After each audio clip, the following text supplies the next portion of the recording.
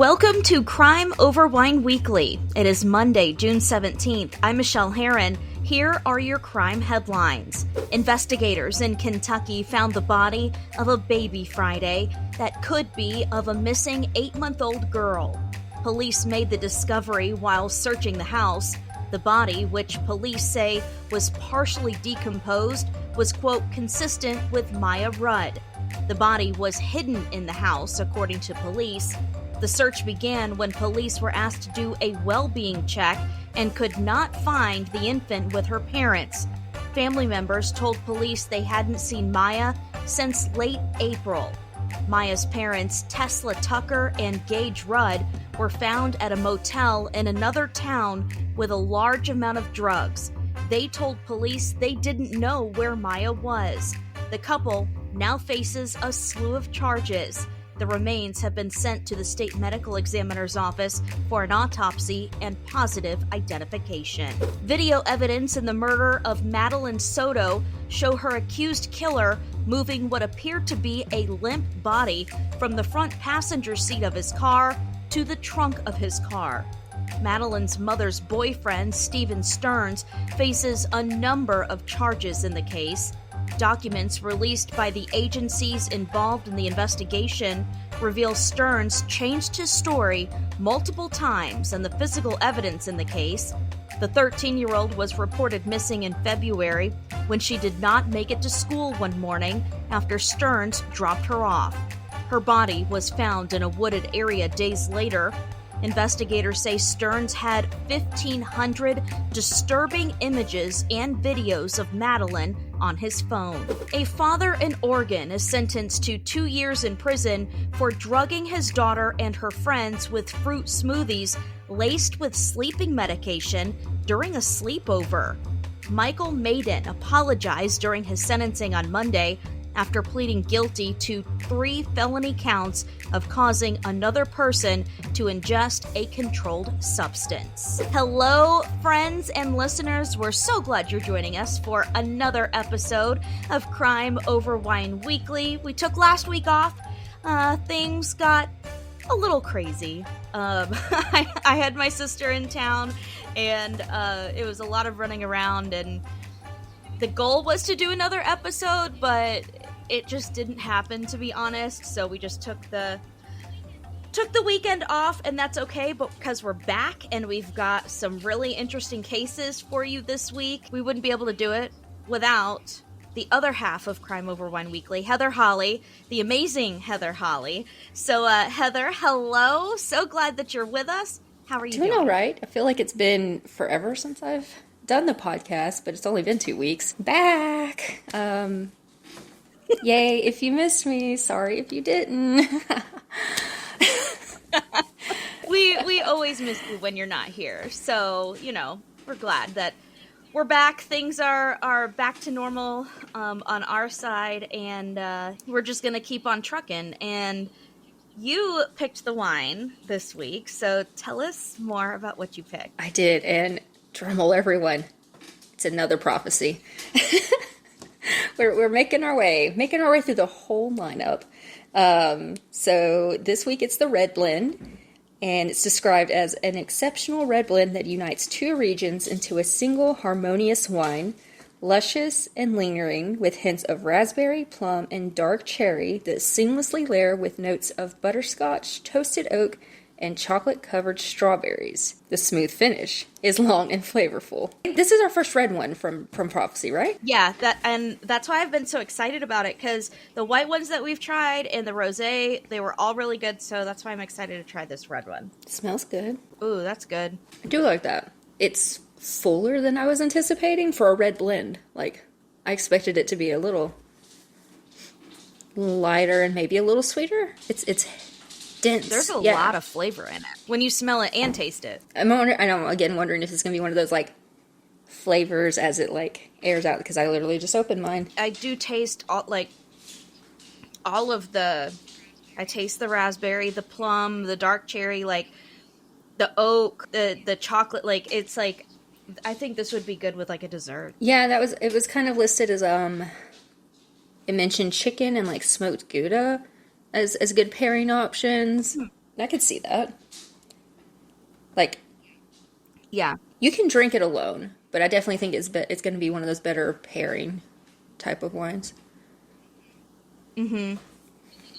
So the other part, other than the taste of the prophecy wines that we like, if you've been listening for a while, you know that the prophecy wines have really interesting labels and they explain their meanings, which we also really like. And I kind of glanced a little bit at the explanation in our rundown, Heather, and I'm already like loving it because last weekend I went to a wedding. My sister and I went to a wedding for a dear friend of mine, and so I'm all on the high like of wedding vibes and love and like all of that. So it kind of like relates. It does. The other important thing about the labels is they are tarot card based. So that in mind, the picture on this week's label is based off of the Lovers.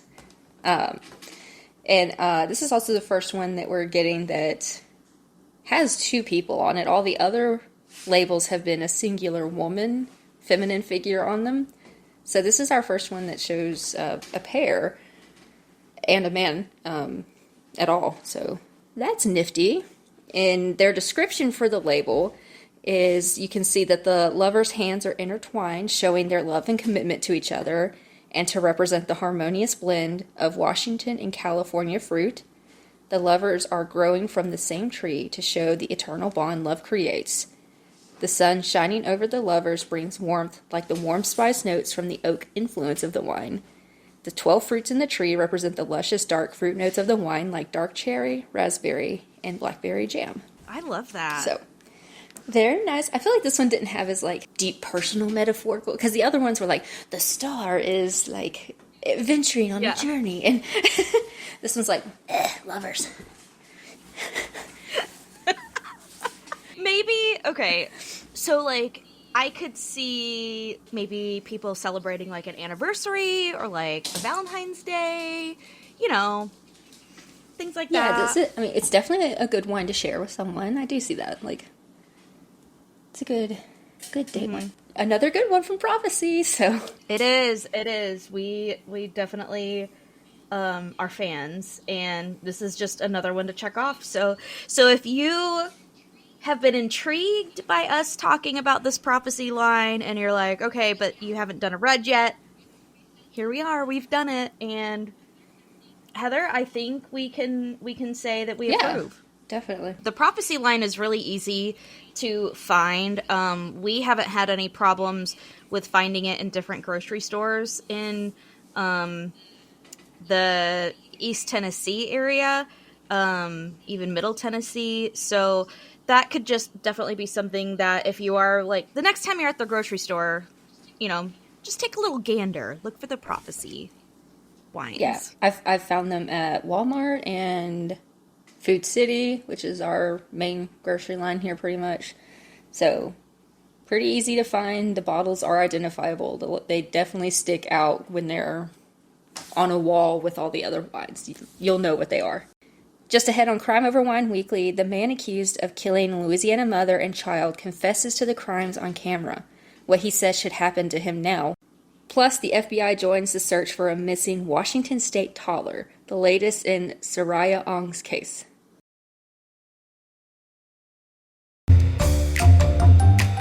Crime Over Wine is sponsored by BetterHelp. As someone who's used therapy for years, I know that finding a therapist can sometimes be a stress on its own, juggling your full-time job, your family, your friends, your podcast, and trying to find the right therapist on top of that can almost feel impossible. That's where BetterHelp comes in. BetterHelp matches you with a therapist that works for you on your terms. It's online, it's remote, and by filling out a few questions, BetterHelp can match you to one of 33,000 licensed professional therapists in as little as a few days. And because finding a new therapist is a lot like finding a new bottle of wine, if you don't jive with your therapist, you can easily switch to a new one at no additional cost. You can get 10% off your first month of BetterHelp by going to betterhelp.com/crimeoverwine. That's BetterHelp, HELP.com/crimeoverwine for 10% off your first month. Join over 4 million people who decided to get help and get happy with BetterHelp.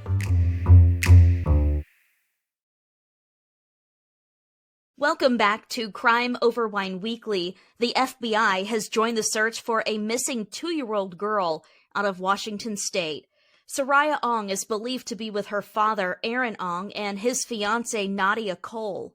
Aaron is wanted on charges of custodial interference after investigators say he failed to return Soraya to her mother at a custodial exchange on June 3rd. Police believe Aaron and his fiancée are together in a black 2014 Cadillac STS with Idaho license plate 1L5147U and are now in Mexico. If you have any information, call the FBI immediately at 1-800-CALL-FBI. Authorities in Oregon are searching for a Native American teen who ran away and may be in danger. The Jefferson County Sheriff's Office says Minnie Yachting Cloud was last seen on April 21st. She's 14 years old and could possibly be in the Madras area. Minnie is about 5'1" and has brown eyes. The last time family saw her, she had black and purple dyed hair.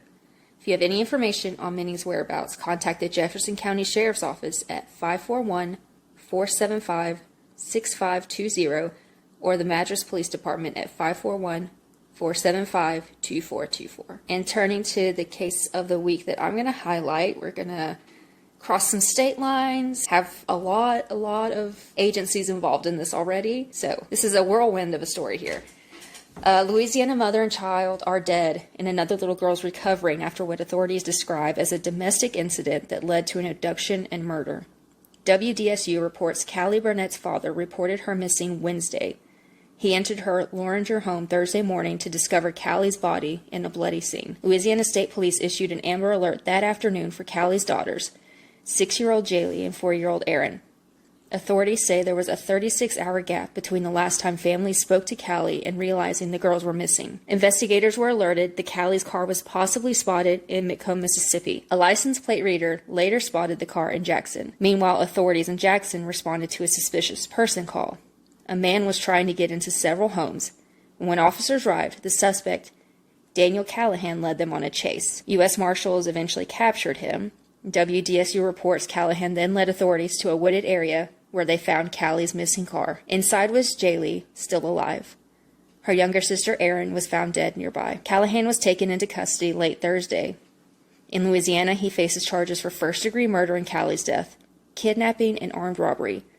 In Mississippi, he's charged with capital murder in the death of 4-year-old Erin. His girlfriend and alleged accomplice, Victoria Cox, was arrested at a hotel near Jackson Friday. Right now, investigators are working to determine her exact role. On Friday, Callahan admitted to the crimes as he was led out of the Jackson Police headquarters. He told a group of reporters, quote, "I did it. I have no reason for what I did. All I know is I was sober and only on Lexapro."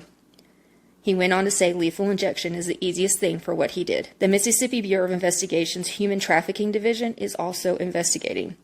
Jackson police called them in after finding cages and other evidence of possible human trafficking in the area the girls were found. Investigators say the crime scene will take a long time to process, and investigators are also waiting for autopsy results to determine the exact causes of death for Callie and Erin. And the only slight piece of good news is Jaylee has been released from the hospital, and she's now with her grandparents back in Louisiana. And there's a GoFundMe set up to help pay for Callie and Erin's funeral and support Jaylee. You can just search for support the Burnett family. Oh my gosh, this is like horrific. I mean, wow. I can't imagine, like, why? This week I had to piece this together from numerous sources. Typically I work from one or two, but I used national and local ones. And there were some discrepancies in some reporting. A few of the smaller ones that hadn't been updated as recently, story-wise, were like, his charges aren't exactly known because he's in a federal prison, and then other people had these charges listed, but nobody knows what a motive is. I think it was WDSU said he may have been in a relationship with Callie at some point, hence, I guess, the domestic related thing. But even when he was walking out, he walks out and there's a gaggle of reporters, and he's just like, I don't know why I did it.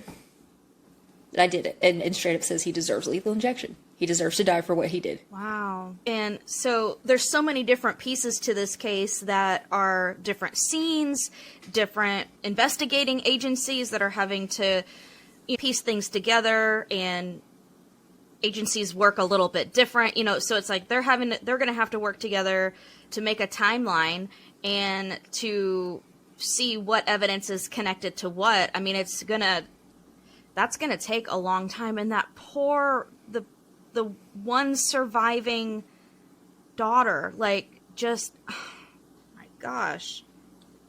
Essentially, her family was essentially killed. Like, you know what I mean? Because we don't know who her biological father is, if he's in her life. Like, and to be so young and to have to, like, comprehend that and understand that, like, it's not fair. It was the Jackson police chief, I think, said that, their big priority now is to support her and then try to get answers from him. So I thought that was very compassionate of him to put the victim that did survive first and trying to find answers second. Yeah. And who knows, she experienced, like, what she experienced in the time from when she was found to when all this began. I mean, she was found next to her deceased sister. Like, that's horrible enough, but who knows what she experienced in that lapse of time, So the timeline in theory is he killed Callie Thursday and took the girls and was with the girls and his girlfriend in a hotel in Mississippi until Thursday afternoon, whenever that chase and everything happened. Don't know when or how or where the little girl, the 4-year-old, was killed. And then if or what happened to the 6-year-old. She obviously was not physically injured that much because she was released from the hospital within 48 hours and already back in her home state. And then going back to the jurisdiction thing you mentioned, I mean, it was the U.S. Marshals that captured him, but he's in custody in Mississippi where he is charged there because that's where at least one murder took place. And then I think with the big, I don't like to say it this way, but hold up, what's going to take the most time here is this human trafficking element. Because if that's what this was, if this was human trafficking, that's a whole different ball game and charges and jurisdiction, and who knows whenever he'll be extradited back to Louisiana to face trial for what he did to their mother. Yeah, because usually if someone's caught in a different state, it might be on, like, lesser charges, and usually that will be waived so that they can go face the more serious charge. But here you're talking about serious charges in all of the states, so it's kind of like, a lot's going on. It's gonna take, I mean, even though he confessed to it on camera, it's still going to take years for this to go through the legal system. That's sad, but, I mean, I'm glad that Jaylee is now with family that she knows, she's safe, and is going to be supported the way that she deserves and needs. And I'll be interested in seeing, like, kind of what comes out of this case and how it does start to move forward. Definitely will be keeping an eye on it because it rapidly developed. But again, it might be like the Florida carjacking and murder case that there was back-to-back updates, but then the feds got involved and it got really quiet, and there haven't been any since then. So with this now taking a human trafficking and I guess they'd be the MBI if you shortened it, stepping in, we might be radio silent for a bit there. Well, we have a lot more to tell you about here on Crime Over Wine Weekly. It's been 13 years since a Wisconsin teenager was last seen. Find out what makes this case so complicated for police to track him down. Plus, movement in the disappearance of a New York woman nearly 45 years after she went missing. The clues that investigators say aren't matching up.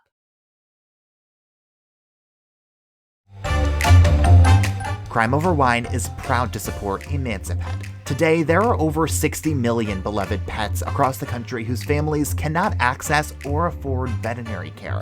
With your help, Emancipet is changing that. Emancipet is a nonprofit that offers low-cost vet care for those who need it most. They rely on donations to keep their costs low for pet families across the country. You can support Emancipet's mission at emancipet.org.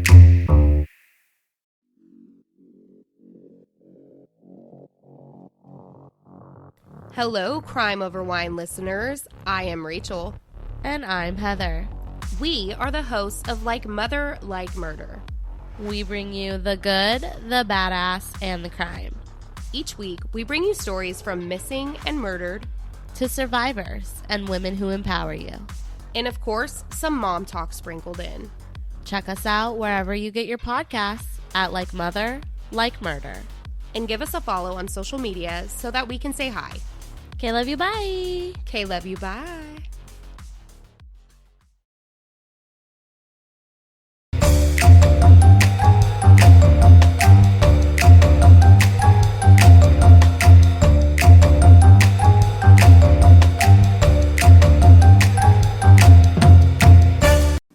Welcome back. Bilal Hammett, also known as KO, vanished from Beloit, Wisconsin, August of 2011.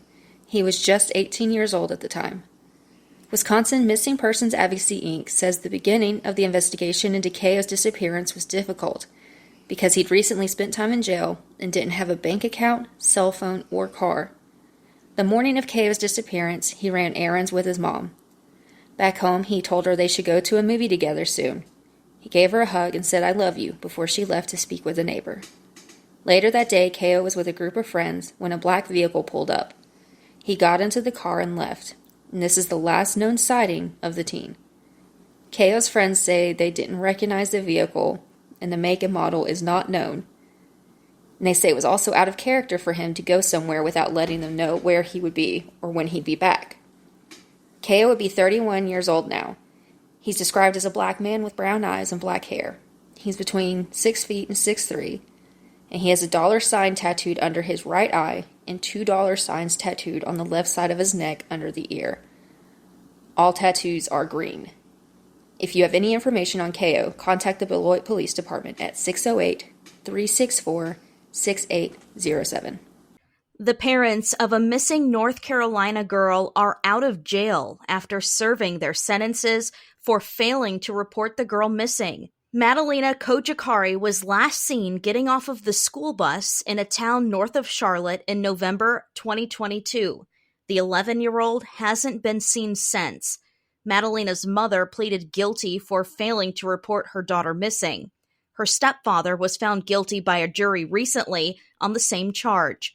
Her mother reported her missing weeks later on December 15th. On Monday, her stepfather filed for divorce from her mother. If you have any information about where Madalena may be, call the Cornelius Police Department at 704-892-7773. And this week's case takes us to the state of New York, where new clues in the disappearance of a New York woman more than 40 years after she disappeared. Police believe Karen Ramsey disappeared in May of 1980 when she was 25.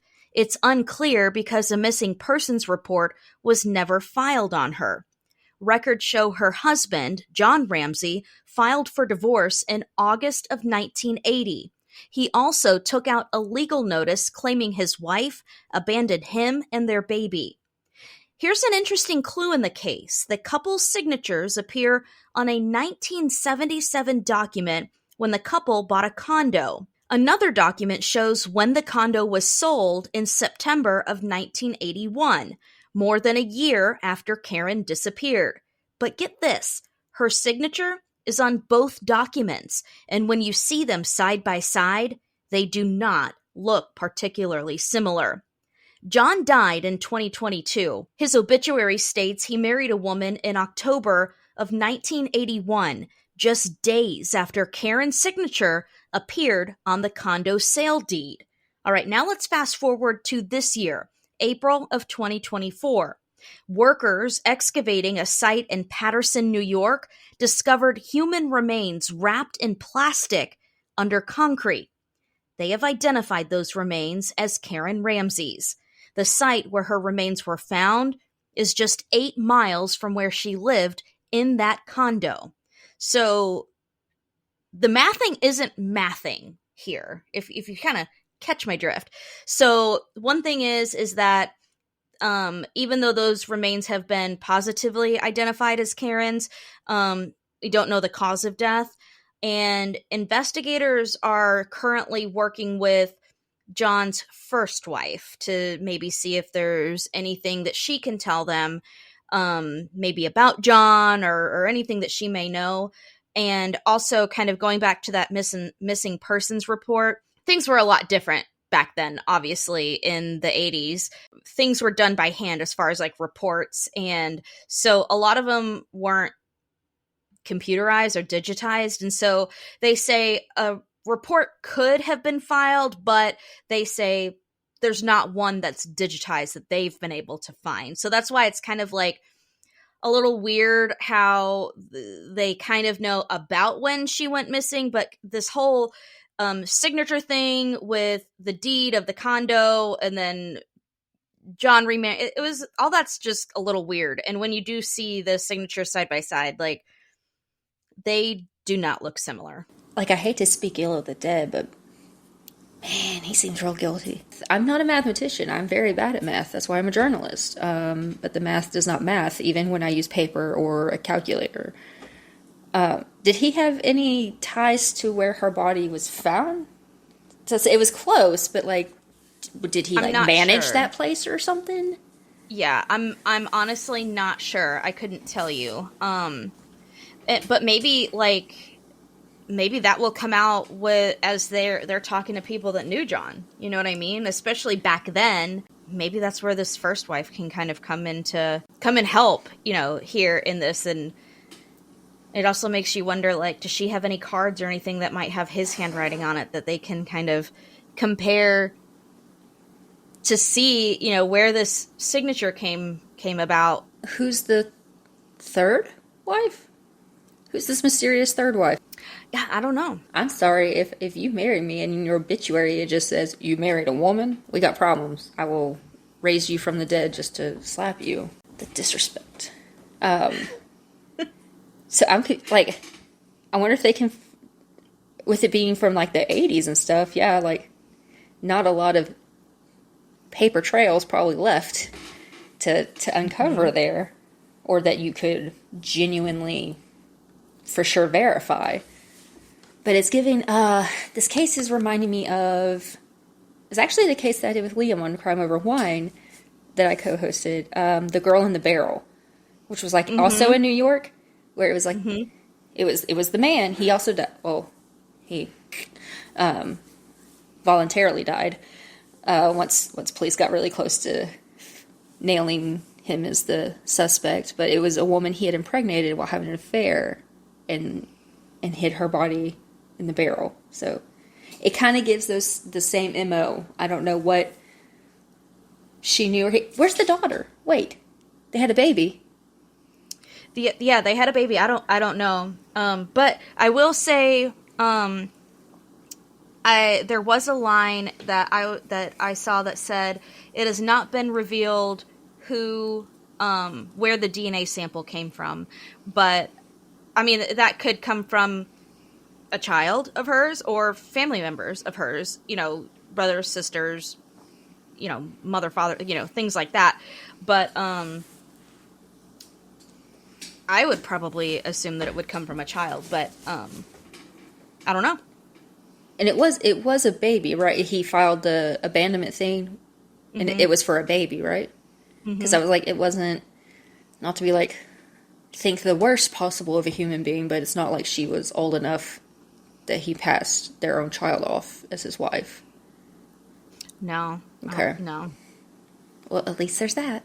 But hypothetically saying, if he did do it, think about having something like that on your conscience and taking a secret like that to the grave. I mean, you would be living a life of always looking over your shoulder, always wondering, is this the day? You know, I wouldn't be able to live with something like that on my conscience. Like, I wouldn't. I think OJ showed us it wasn't that big of a deal. Could you imagine, like, every time, like, a police officer gets behind you and you're like, oh gosh, or, you know, so someone rings the doorbell and you don't know who it is and you're just like, oh gosh, is this it? Like, I don't know. See, I haven't murdered anyone. I'm just highly anxious, and anytime a cop drives near me, I'm, like, straight-faced trying to act natural and not suspicious. And I'm like, you literally haven't done anything wrong. You're not speeding. Your license is valid. Like, what? I know. I'm the same exact way. I'm the same exact way. That's why I wouldn't be able to live with, like, something like that. Like, so between anxiety and having a conscience, we're out as murderers. So there's our alibi, but there's plenty of people in the world who don't have a conscience that obviously can do terrible things and sleep at night and carry on with their lives. Think about, like, you get too many drinks in you and you start spilling your deepest, darkest secrets. You got to make sure you don't spill that one. Like you're just like total mood crash. You're like, oh yeah, and then like 20 years ago, I definitely murdered my wife and poured concrete over her body at this new building down the street. And everyone just like record screeching, like looks at you, and you're like, ah, psych. JK. Nobody's buying it, my friend. They are all turning you in for that reward right now. Call Crime Stoppers. So this wine is pretty good. I'm liking it. I'm sipping this one a lot slower than the white ones. It is just thicker. That's typically how I drink red wines anyway. I'm a lot slower with them. Yeah. But it is good, and it kind of has like the flavors kind of like ebb and flow as it's aerated. So again, a fan. I would like to try it with food. Maybe cook some dinner.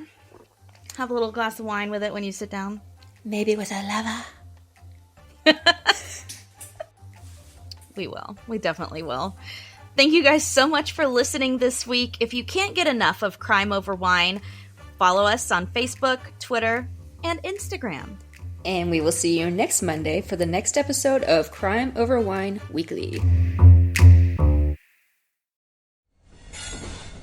Proud member of the Podnuga Network.